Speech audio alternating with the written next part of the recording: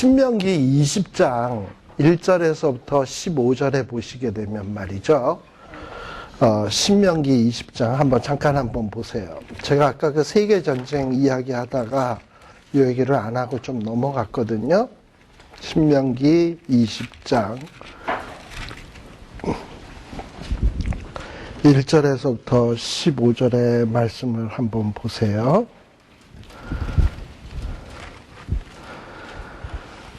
자, 거기에 보면은 우리 하나님께서 이방 민족과 하나님의 백성들이 전쟁을 할 때 어떤 마음으로 전쟁을 해야 될지 하는 것들이 그 전쟁하는 수칙, 전쟁 수칙에 대해서 설명을 해줬어요. 자, 그게 뭐냐? 20장 1절.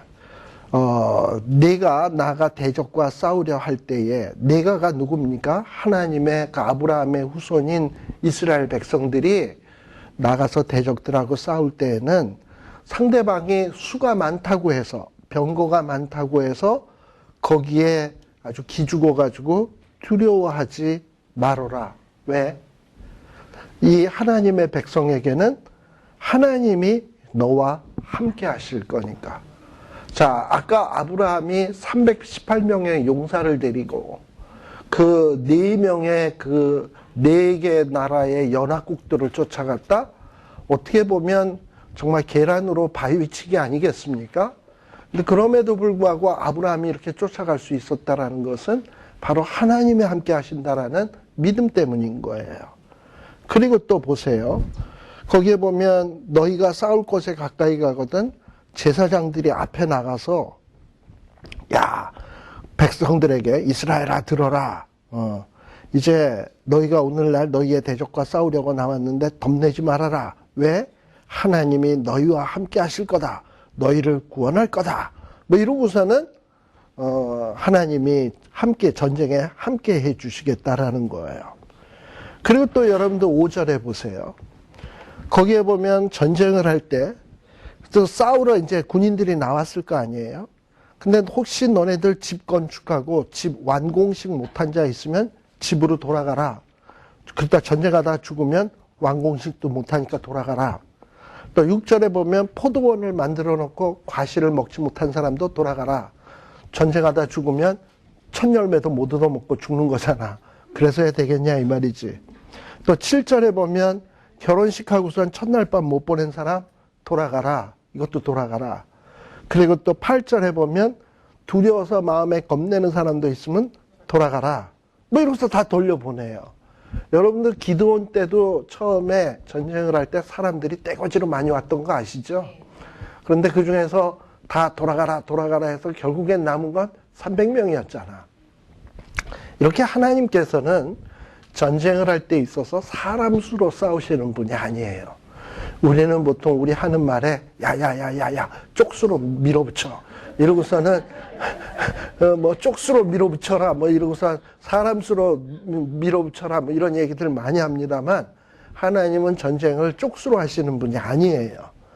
그리고 10절에 보게 되면 또 전쟁을 할 때는 어떠해야 되냐? 어떤 성읍에 나가서 전쟁을 할 때는 가서 무조건 쳐들어가는 게 아니야. 평화를 선언해라. 즉 너희들 우리에게 항복해라. 그러면 우리가 너희들을 뭐 죽이거나 해야지 않겠다. 뭐 이제 이러는 거예요. 그래서 전쟁을 할 때도 방법이 있어. 그래서 항복을 하면 섬겨줘야 돼. 그런데 16절에 보세요. 여호와께서 내게 기업으로 주시는 이 민족들의 성읍에서는 암만 이방인 민족들이 항복을 한다 하더라도 그거는 그냥 살려둬서는 안 돼. 다 죽여야 돼. 그러니까 가나안 땅에 안에 있는 이방 민족은 다 정말 죽이거나 제거를 해야 돼요. 그러나 이 가나안 땅을 벗어나서 타민족하고 전쟁을 할 때는 먼저 평화를 선언해라. 항복하면은 받아줘라. 이러면서 뭔가 이 전쟁의 원칙이 있습니다. 그런데 이 아브라함이 가만 보면 이 전쟁을 한 거 보면 뭔가 나름대로 이 신명기는 아브라함보다 훨씬 뒤의 일이거든요.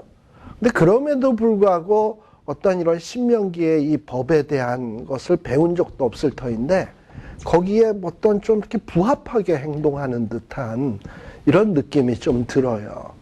그래서 우리가 이거를 어떻게 할 수 있느냐. 이런 이스라엘 백성들에게 그 율법이 주어지기 전 시대 사람, 다시 말하면 모세 때 율법이 주어지잖아요. 그럼 모세 이전까지, 뭐 예를 들면 아브라함이라든지 뭐 이삭이라든지 또는 그 이전에 무슨 뭐 아담이라든지 에녹이라든지 노아라든지 이런 사람들은 모세 오경이 뭔지도 모르잖아. 이런 사람들은 도대체 어떻게 신앙생활을 했을까? 율법 책도 없고 성경책도 없고 어떻게 신앙생활을 했을까? 이들에게 있어서 법이란 뭘까? 하나님을 섬기는 법이란 뭘까? 참 이런 게 궁금해지잖아요. 그런데 우리들이 예레미야 31장 33절에 보시면 하나님께서 이 율법을 마음에다 새겨주시겠다라는 얘기가 나와요. 아마도 이 기록된 율법이 생겨지기 전에는 우리 하나님께서 이 사람의 양심, 마음 속에 어떤 상식적으로 이렇게 사는 게 하나님이 기뻐하시는 일이다라는 것을 좀 마음에 새겨주시는 것 같아요. 그러니까 아브라함에게도 전쟁을 할 때 어떤 원칙으로 싸워야 하나님이 기뻐하시는지 하나님이 마음으로 깨닫게 해주신 것 같아요. 그래서 이 율법 이전 사람들은 어떻게 생활했는가? 하나님이 마음속에 어떤 방법인지는 우리는 구체적으로는 모르지만 어쨌든 마음에 새겨주신 어떤 이런 양심의 법 같은 이런 법으로서 어떤 신앙생활을 하지 않았나 하는 생각을 우리가 할 수 있습니다. 그래서 비록 율법이 주어지지는 않았지만 하나님이 그 마음의 율법을 주었기 때문에 심지어는 창세기 26장 5절에 한번 보세요. 창세기 26장 5절에 보시게 되면 이는 아브라함이 내 말을 순종하고 내 말은 그럭저럭 이해가 가는데 내 말을 순종하고 그 다음에 내 명령과 내 계명, 율례, 법도 이거는 율법이 생겨진 다음에나 있는 거잖아. 근데 이 아브라함 때는 율법이라는 게 없었거든요. 근데 아브라함이 하나님의 계명, 율례, 법도도 지켰다. 이걸 도대체 어떻게 해석을 해야 될지 참 어려워진다 이 말이에요. 그런데 그럴 때 우리가 아까 지금 요 창세기 14장에 나오는 아브라함의 전쟁 모습에서도 보았듯이 하나님이 아브라함 이렇게 자기의 믿음의 후손들의 마음속에는 어떻게 전쟁을 해야 되는지 어떤 상황에서는 어떻게 행동을 해야 되는지 하나님이 나름대로 어떤 영적인 지혜를 주셔가지고 살 수 있는 규범을 주셨다라고 우리가 보는 것이 가장 적절한 것 같아요. 물론 그 구체적인 방법을 어떻게 주었는지는 우리는 확실하게는 얘기는 할 수 없어요. 그러나 한 그 정도로 이렇게 얘기를 하시면 될 것 같다라고 얘기할 수 있습니다. 자, 그 다음에 또 한 가지 좀 얘기해야 될 것은 우리 하나님께서 약속한 것은 반드시 지키겠다고 아까 증표로서 고개를 쪼개고 그 사이로 지나간다라는 얘기를 했습니다. 베드로 후서 한번 보세요. 베드로 후서 3장 4절과 9절.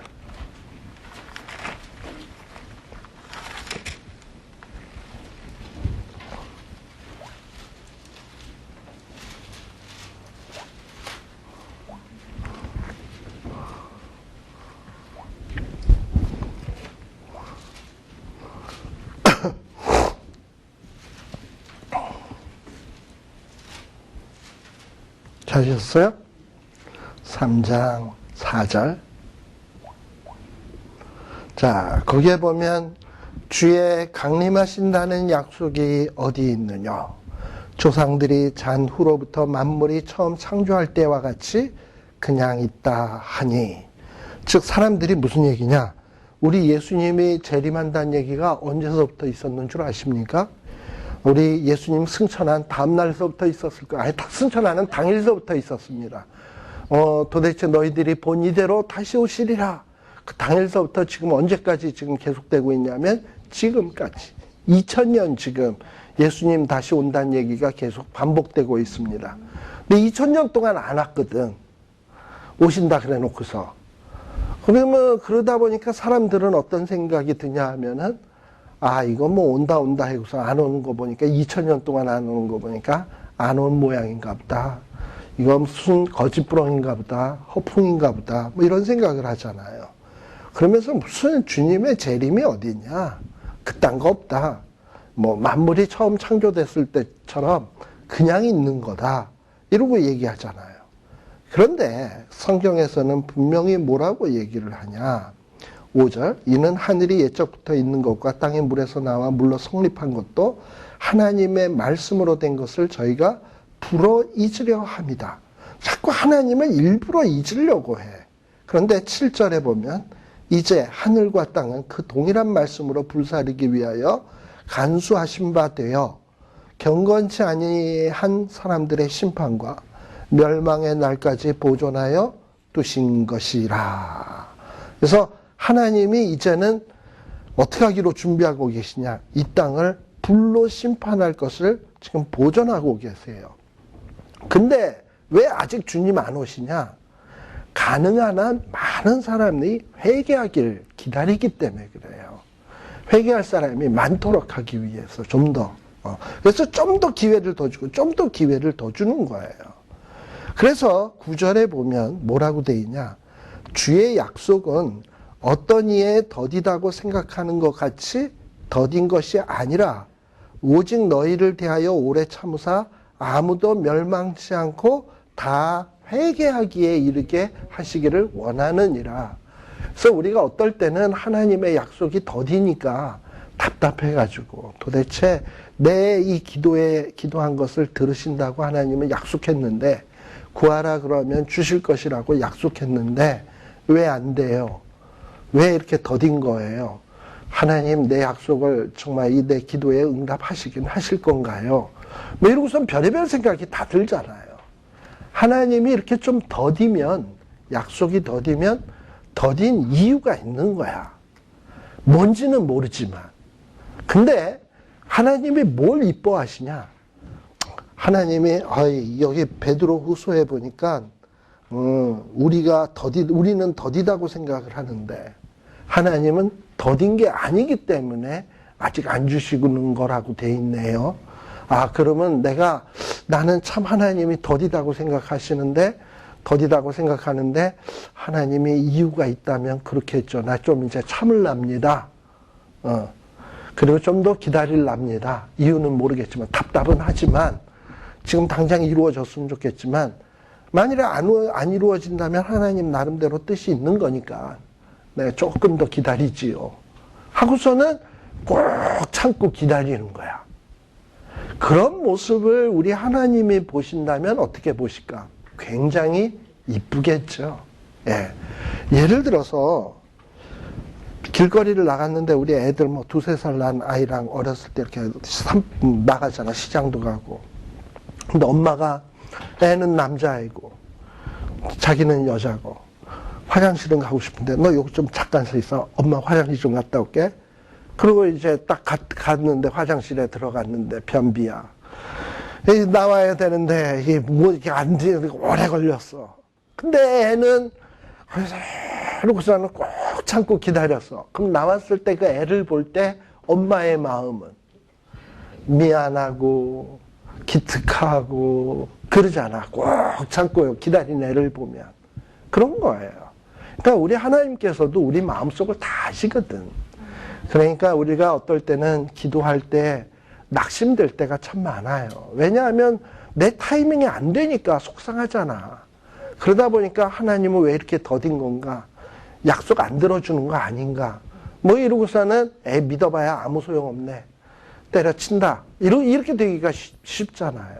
그러나 더딘 게 그건 내 생각이고 더디다고 생각하는 거는 하나님이 우리가 더디다고 생각할 만큼 하나님이 지금 뭔가 이렇게 액션을 안 취하신 데는 뭔가 이유가 있는 거예요.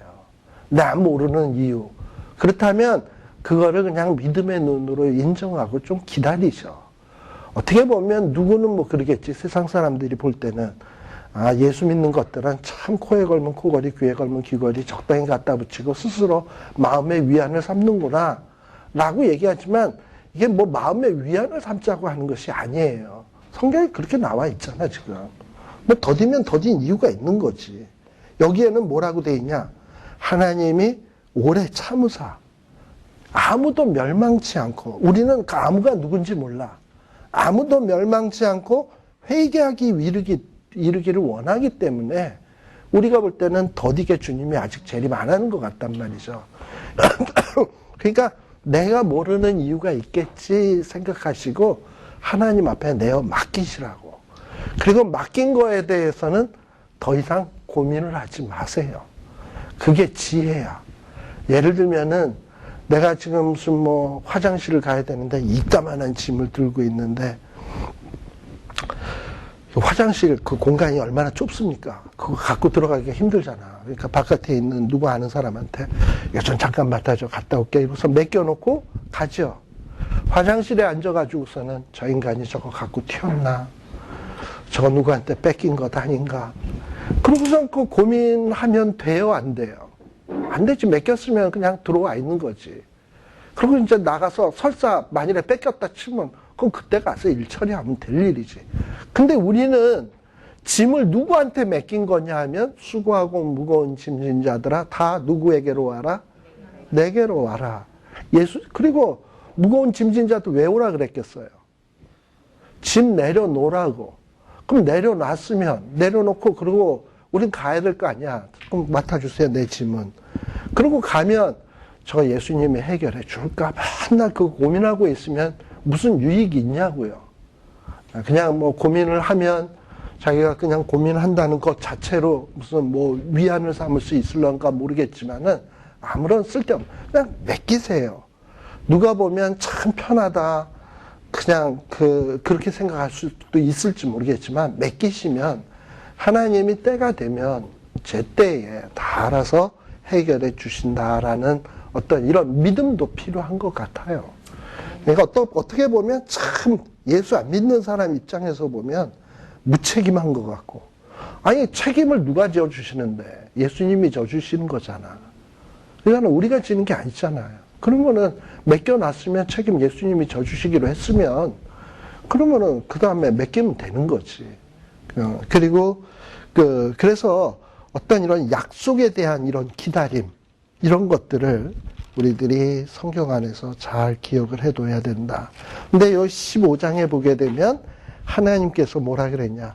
함께 하겠다, 땅 주겠다, 후손 주겠다, 이 약속에 대해서 하나님은 반드시 지키겠다고 짐승을 쪼갠 곳 사이로 지나가십니다. 그 얘기는 뭐냐? 약속 안 지키면 나는 이 쪼갠 고기처럼 되겠다라고 선언하신 거예요. 그렇게까지 하나님이 선언하셨으면 좀 믿어줘야 될 거 아니야. 그렇잖아요. 근데 못 믿겠대. 그런 어떤 증표까지도 다 보고서도 안 믿는 게 우리예요. 그러니까 우리 하나님이 제일 싫어하시는 게 뭐냐면 안 믿는 거예요. 뭐냐면 사실 어떻게 보면 뭐 나쁜 짓 한 것보다 우리 하나님이 더 싫어하는 게 있다면 하나님의 말씀을 안 믿는 거예요.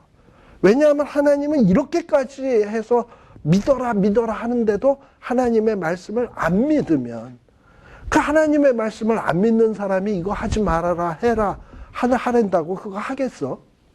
그러니까 일단 하나님은 제일 싫어하는 용서받지 못할 죄는 안 믿는 거예요.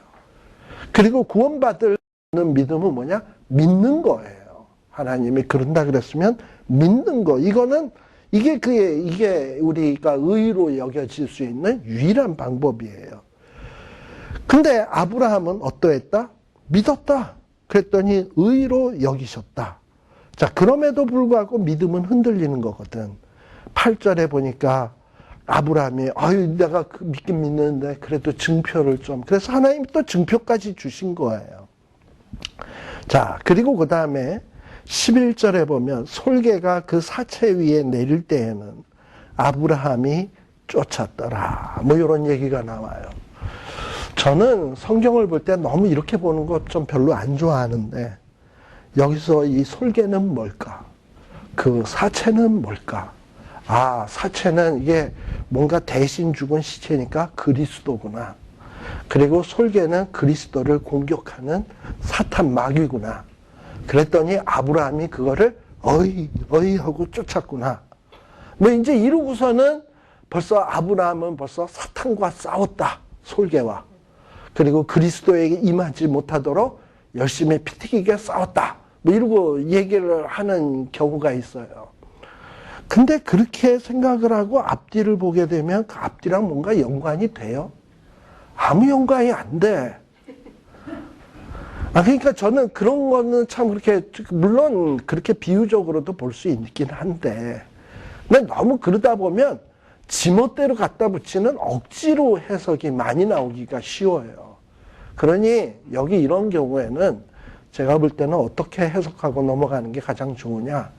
아니, 고기를 지금 짐승을 죽여가지고 시체를 벌려놨으니까 핏물이 뚝뚝 떨어질 거 아니야. 피 냄새가 안 날 거 아니야. 시체 냄새가 나잖아. 그러면 솔개는 육식동물이잖아요. 멀리서부터 피 냄새 맡고 당연히 날라오지. 근데 지금 이거 벌려놓고 의식을 하려고 하는데 솔개가 자꾸 와서 이러니 아브라함이 어떻게 하겠어? 쫓아야지. 그 얘기지 뭐 여기에 무슨 쪼갠 고기는 뭘까? 아브라함은 쫓은 행위는 뭘까? 솔개는 뭘 상징하는 걸까? 물론 그렇게도 보려면 볼 수는 있는데, 근데 너무 그러다 보면 성경을 지멋대로 뭐 영해한답시고 뭐 성령 하나님께서 감동 주셔서 내가 했다는 식으로 이렇게 얘기를 하는데, 2단도 그런 식으로 해서 2단, 3단 하는 거거든요. 그러니까 우리가 성경을 제일 안전하게 읽을 수 있는 방법은 일단은 글자 나와 있는 대로 보면 돼. 그리고 앞뒤 문맥 속에서 이렇게 했구나 라고 생각했으면 그 정도 보고 넘어가도 성경을 다 모르는데, 거기에다가 또 뭐 영해까지 하기 시작하면 모르는 거 투성이지 뭐. 그렇잖아요? 저는 그렇게 생각해요. 그래서 그냥 사에 쫓은 거예요. 뭐 여기에 뭐 특별한 의미가 있었다기보다는 사체 위에 내리는데 아브라함이 쫓은 거지. 근데 열심히 쫓다가 피곤하니까 잠이 들었나 보지. 그런데 컴컴해지니까 두려워지는데 하나님이 또 나타나셔서 두려울 때마다 하나님이 이야기하시기를 정령이 알라. 정령이 알라는 거는 이제부터 내가 얘기하는 모든 것을 아주 마음에 새기고 절대 잊지 말고 다 기억을 해놔둬라 라는 얘기예요. 그러면서 아브라함에게 무슨 얘기를 하냐? 내 자손이 이방에서 객이 되어 그들을 섬기겠다. 400년 동안 내 자손을 괴롭게 할 거다. 뭐 지금 이런 얘기를 하고 있습니다. 자, 이게 무슨 얘기냐? 우리들이 좀 이제 생각을 해야 되는데, 이스라엘 백성들이 애굽 땅에 들어가서 몇 년을 있게 되냐면 400년을 있게 돼요. 정확하게는 430년입니다. 430년을 있게 되는데, 우리 하나님께서 400년이라고 얘기하는 것은 대충 어림수로 얘기한 거예요. 그런데 그 후에 이제 400년 뒤에 나온다라고 얘기를 한 겁니다. 근데 이것이 아까 내가 얘기할 때, 새는 안 쪼개가지고 아브라함이 벌 받은 거구나. 그래서 노예 생활하는구나. 라고 이렇게 생각을 하시는 분도 계시는데, 그거보다는 이스라엘 백성들이 애굽 땅에서 400년 동안 지내게 하는 데는 아브라함의 약속을 이루기 위해서예요. 왜냐? 여러분들 이 가나안 땅, 여기 이 요단강에 있는 요 가나안 땅은 거의 지역의 3분의 2 이상이 산이야. 농토가 별로 없어. 그러니 곡식이 잘 자랄 수 있는 곳이 아니에요. 대부분 유목을 한다든지 낙농해서 먹고 사는 민족이에요. 그런데 알다시피 참 흉년이 들거나 이러면 참 고달퍼지거든요. 굶어 죽는 사람도 많고. 근데 지금 이스라엘 백성은 어떻게 번성을 해야 될 민족이냐면 땅의 티끌같이 하늘의 별과 같이 많아져야 될 민족이야. 그러니 잠시 어디서 살 필요가 있냐 하면 식량이 풍부한 곳에서 살 필요가 있는 거예요. 아니나 다를까 여러분들 그 요셉이 먼저 총리 대신이 되고, 그 다음에 야곱과 그 야곱의 낳은 아들, 또 거기에 딸린 식구들에서 한 70명 정도가 요셉이 먼저 총리 대신으로 가서, 이민 신청, 초청해가지고, 가나안 땅에 있었던 이 야곱의 모든 가족이 70명이 몽땅 다 이주에 들어오잖아요. 들어온 데가 어디냐면 애굽 땅이거든. 애굽 땅은 나일강이 있어가지고 삼각주 평야가 있어가지고 다른 동네는 흉년이 들어도 애굽은 흉년이 안 들어. 만일에 애굽이 흉년이 든다? 그럼 전 세계가 흉년인 거야. 그런 땅에 하나님이 이스라엘 백성들을 집어넣은 데는 뭐냐? 일단 후손이 번성해서 70명의 사람이 국가 단위로 커져야 될 필요가 있어. 그래서 400년 동안 번성시키기 위해서 그래요. 우리가 벼를 심을 때도 처음에 벼 씨앗을 심고 모판에다 심지. 그래서 모판에서 키우잖아, 어린 싹은. 그래서 건강해질 때까지 모판에서 키우고 난 다음에 이제 비로소 논에다 심어도 될 만큼 했을 때 뽑아서 그 다음에 논에다 갖다 심듯이 이스라엘이 뭔가 가나안 땅에서 들어와서 살려면 인구도 어느 정도 많아져야 되고 또 강해져야 되거든. 시스템적으로 훈련을 받아야 되거든. 그러기 위해서는 애굽만큼 좋은 모판이 없는 거예요. 그리고 애굽을 좋은 모판으로 만들게 하기 위해서는 먼저 요셉이라고 하는 사람을 거기에 애굽에 들어가서 물론 피나는 고생을 하지.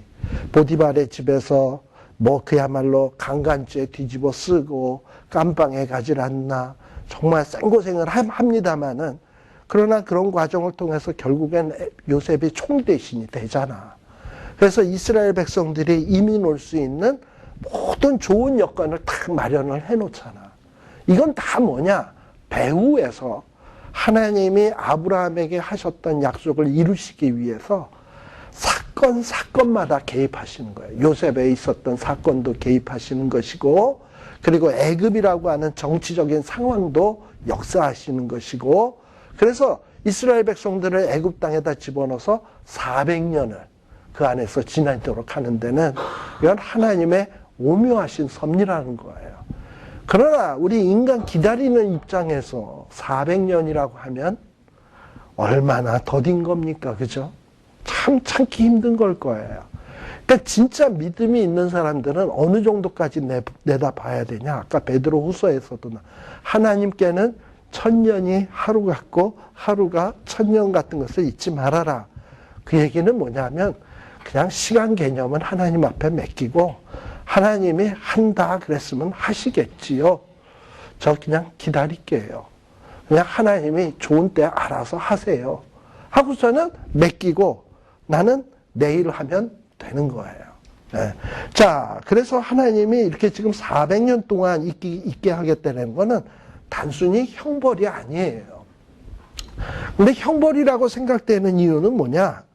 400년 동안 내 자손을 괴롭게 하리니 라는 말이 나와서 그래요. 또 이방에서 객이 되었다. 또 그들을 섬긴다.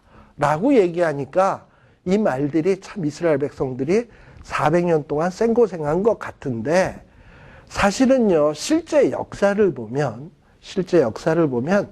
이스라엘 백성들이 애굽 땅에 들어가서 그렇게 생고생하지 않았어요. 왜냐? 요셉이 총리 대신이었잖아. 그래가지고 요셉의 어떤 뒷배를 믿고 이스라엘 백성들 고센 땅에서 편하게 살았어요. 근데 언제 힘들어지기 시작했냐? 출애굽기 여러분들이 1장에 보면 1장 8절인가 뭐 그 안에 보게 되면 요셉을 알지 못하는 새 왕이 일어났다라는 말로 시작이 해요. 그래서 요셉을 알지 못하는 새 왕이 누구냐 하면은 원래 요셉이 총리 대신을 할 때 애굽 땅은 어느 민족이 애굽을 다스리고 있었냐면 힉소스라고 하는 셈족 후손의 어떤 족속들이 이집트를 다스리고 있었어요. 오리지널 이집트 사람이 다스리고 있었던 게 아니고, 그러다 보니까 이 오리지널 사람들이 아닌 사람들이 애굽을 지배하고 있으니까 이 사람들은 애굽 사람들을 공무원으로 쓰겠습니까? 만일에 내가 애굽 사람이 아닌데 왕이야, 애굽에. 네? 그런데 내가 만일에 일본에 가서 내가 일본의 왕이 됐어. 그랬는데 일본 사람을 내 밑에 총리로 쓰겠습니까? 왜냐하면 그 일본 놈이 언제 내 목을 치고 확 뒤집어 엎을 줄 모르잖아요. 그게 쓰기 힘들다고. 그러니까 차라리 중국이나 대만이나 이런 사람들을 쓰는 게 뱃속이 편하지. 그러니까 힉소스족도 요셉을 총리 대신으로 쓴 이유는 뭐냐? 애굽 사람이 아니었거든. 저는 참 그게 이해가 안 됐어요. 왜냐하면 세상에 꿈 한 번 해몽해 줬다고 왕이 미쳤지 총리 대신을 시키나? 이 사람 이 왕 어떻게 된 거 아니야? 좀 이런 생각이 들었거든요. 근데 그게 실제 애굽의 역사를 알고 보면 이해가 되는 거예요. 그때 힉소스족이 15왕조에서 18왕조 될 때까지는 힉소스족이라고 하는 이방 민족이 애굽을 다스리고 있었어요. 그러다가 요셉이 왔고 그래서 요셉을 총리 대신 시켰고 그러다가 출애굽기 아까 1장에 나왔던 요셉을 알지 못하는 새 왕은 누구냐면 애굽의 제18왕조 때 애굽의 본토 오리지널 애굽 사람이 혁명을 일으켜서 독립운동에 성공을 해. 자, 우리 한국도 독립된 다음에 제일 먼저 한 일이 뭡니까? 친일청산. 그러면 애굽도 독립에 성공하면 제일 먼저 하는 일이 뭐겠습니까? 힉소스족이 다스렸다며 친힉청산. 그리고 또 힉소스족이랑 빌붙어서 나라 해먹던 요셉과 같은 민족 이스라엘 사람도 청산의 대상 중에 하나지. 애굽 입장에서 보면. 그래서 출애굽기 1장에 보게 되면 애를 태어나면 남자아이거든 다 죽여라. 그러고서 핍박을 하기 시작한 거예요. 그러니까 실질적으로 이스라엘 백성들이 정치적으로 핍박받기 시작한 건 모세 때, 모세 출생서부터야. 아시겠죠? 그러니까 진짜로 핍박받기 시작한 40-50년밖에 안 돼. 근데 왜 400년 동안 섬긴다, 괴롭힘 당한다라고 얘기하는 거냐 하면 애굽이라는 문화 자체가 우상 문화예요. 근데 하나님의 백성들이 물론 인구가 번성하고 어떤 민족으로 성장하는 것도 중요하지만 이방 문화권에서 400년 동안 우상 숭배 문화 속에서 산다라는 건 영적으로 억눌리고 지배받는다라는 얘기예요. 그러나 실질적으로 육체적으로 고생한 것은 불과 40-50년밖에 안 된다. 근데 하나님이 영적으로 억눌리고 지배받는 그 상황 속에다 그래도 거기다 놔둔 것은 일단 하나님이 하늘의 티끌같이, 하늘의 티끌이란다. 하늘의 별같이, 땅의 티끌같이 많게 하겠다고 약속을 했으니까 이 약속을 지키기 위해서는 뭔가 이스라엘 백성들을 양육할 수 있는 모판이 필요한 거야. 그래서 하나님이 장만하신 곳이 어디냐면 애굽이에요. 그래서 이 애굽에서 400년 동안 지낸다. 그리고서는 그 400년 동안 지나다가 어떻게 되느냐? 그 후에 14절 너희들이 내 자손이 큰 재물을 이끌고 나오게 되리라. 이게 언제 이루어집니까? 출애굽기에서 이루어지잖아. 이렇게 하나님은 약속을 했으면 이루어져요. 그리고 너는 장수하다가 평안히 조상에게로 돌아가 장사될 것이요. 여기서 너는 누구냐면 아브라함. 아브라함은 장수하다가 평안히 조상에게 돌아간다라는 건 평안히 죽게 된다라는 얘기고요.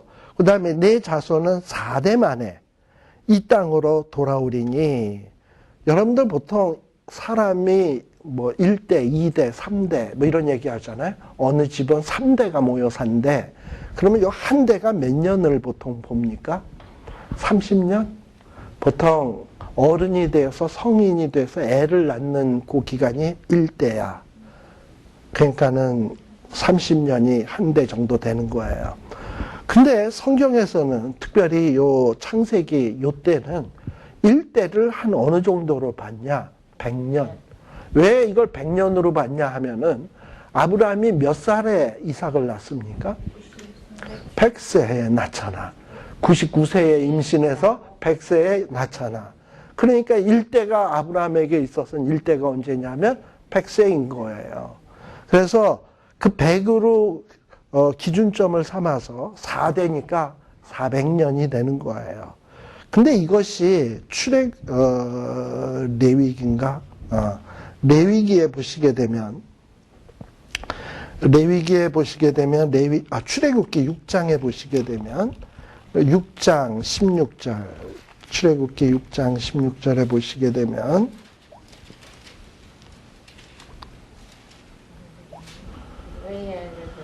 레위 아들들의 이름이 나오죠?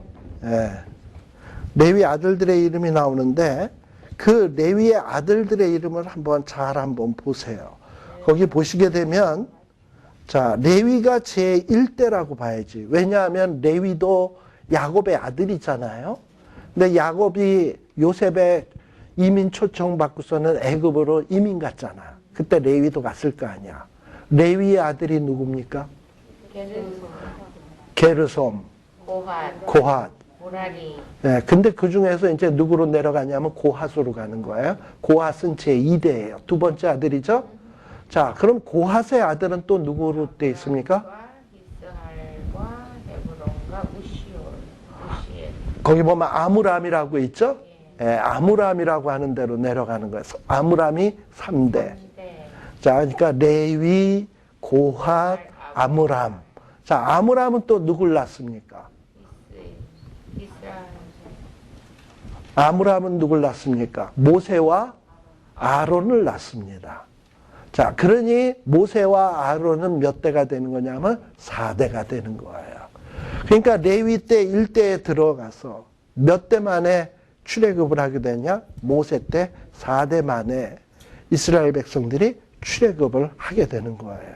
왜 출애굽기에서 그거를 딱 기록하고 있냐? 창세기에서 약속이 되었거든. 근데 출애굽기에서 성취된 것을 보여줄래니까 그렇게 해서 족보까지 딱 기록을 하고 있는 거야. 자, 이와 같이 우리 하나님께서 약속한 것은 반드시 이루어진다. 그래서 우리 아브라함 때서부터 하나님은 이렇게 역사하셨어요. 근데 아브라함 때 이렇게 역사하셨던 하나님은 오늘날 아브라함의 후손인 우리에게도 동일한 방법으로 역사하십니다. 또 우리가 아브라함 때 이방 민족들이 그렇게 강한 민족에 쳐들어왔다 하더라도 하나님이 함께 하시면 그 이방 민족의 그 수 아무 문제가 안 돼. 그 많은 무기 아무 문제가 안 돼. 하나님이 함께 하시면 다 되는 거야. 그래서 우리가 행복해질 수 있는 이유, 그리고 우리가 복될 수 있는 중요한 이유가 있다면 그거는 하나님이 함께 하느냐, 하나님의 복 주시냐, 여기에 달려 있는 것이지 우리가 얼마나 돈을 많이 모으느냐, 물질을 많이 모으느냐, 또 훌륭한 백을 많이 두느냐, 이건 별로 중요한 문제가 아니다라는 거. 이거는 벌써 창세기 때서부터 약속되어 온 원리고 원칙이고 진리라는 것을 꼭 기억하시고 여러분들이 어떤 살아감에 있어서 이런 원리를 마음에 딱 새기시고, 아, 맞다. 하나님이 약속하시면 이루신다 그랬어. 하나님이 함께 하시면 두려울 이유가 없어. 그리고 또 빌립보서 1장 16절 한 번 더 읽고 봅시다.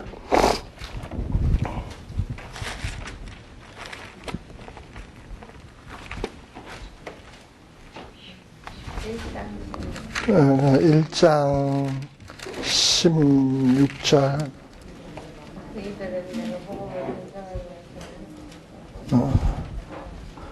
잠깐만요.